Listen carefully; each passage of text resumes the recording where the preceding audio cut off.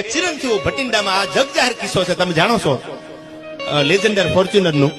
એમાં જે કાંઈ બેઠા હતા એ બધા ભગવાનને વાલંગ થઈ ગયા એક્સિડન્ટમાં. પંજાબમાં ભટિંડા એક્સિડન્ટ થયેલું. અર્જુન, મારો ભાઈબંધ અર્જુનસિંહ, અને હું જયારે ખરખરામ ગયો ને ત્યારે બધા મને વાત કરતા કે આપણે તો કોને ને ઓળખી, એક્સિડન્ટ થયું સવારમાં, પણ ખબર પડી આયા શંકરભાઈ ચૌધરીને, અને એને ઠેઠ પંજાબમાં ફોન કર્યો કે એક્સિડન્ટ થયું, ગાડી અમારી ગુજરાતની છે. જે યુવાનો એમાં સવાર હતા અને જે પણ ઘટના બની એ અમારા ગુજરાતના છે, મારા ગુજરાતના, મારા બનાસકાંઠાના છે. અને અહીંથી યાને એમપીને ફોન કર્યો, જે પણ કાંઈ એમને વ્યવસ્થા થતી એ કરી દીધી. અહીંથી મને એ જે સ્થાનિક માણસો જેના ઘરે હું ખરખરે ગયો એને વાત કરી, એ તમને કરું છું.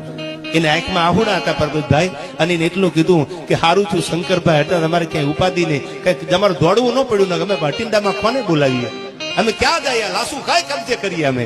પણ અમે ગયા ને ત્યાં તો અમને સામે આલીને કીધું કે ઉપાધિ કરતા નહીં, હોસ્પિટલે લઈ ગયા, બધી વ્યવસ્થા કરી દીધી. જે પણ જેટલી કલાકો રોકાણા, જમવાથી માંડીને અમે 100 જણા આવ્યા, અમે 100 જણા અહીંથી ગયેલા, 100 જણાને જમાડી અને પછી કીધું કે તો થવાનું હતું, થઈ ગયું. પણ એ રોતા આંખોડે મને એટલું કીધું હતું કે અમે આજ પણ એનો ઉપકાર જીવનમાં ક્યારે